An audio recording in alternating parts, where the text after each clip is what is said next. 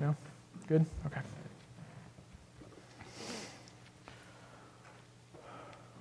Suicide risk factors.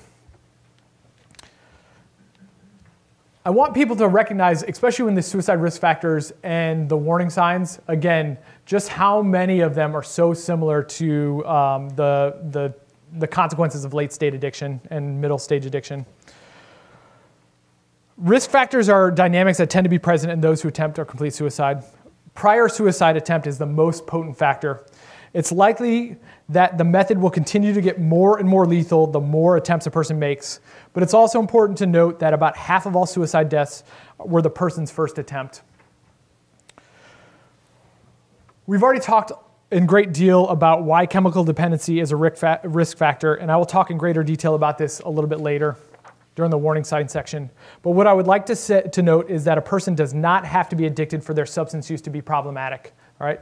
Individuals who use, misuse, or abuse substances can be negatively impacted by substance use and can be disinhibited by alcohol and drug use. They can overdose without ever having this disease, and any use, especially with other risk factors present, can be a deadly combination. New statistics coming out of the Substance Abuse and Mental Health Service Administration concluded that 1 out of every 11 illicit substance users, 1 out of every 11, struggle with suicide in the last year.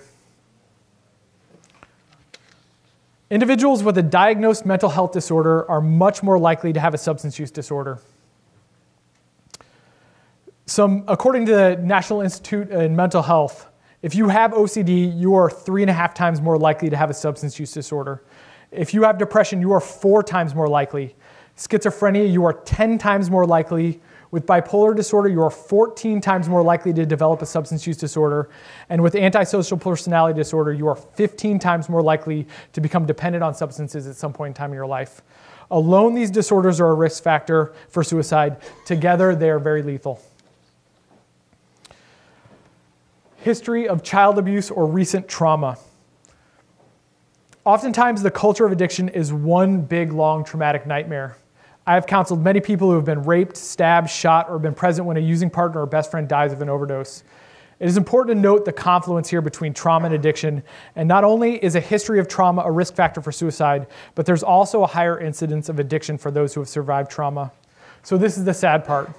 The addiction puts the person in more and more dangerous situations where the person tends to be re-traumatized over and over again, creating a very sick cycle.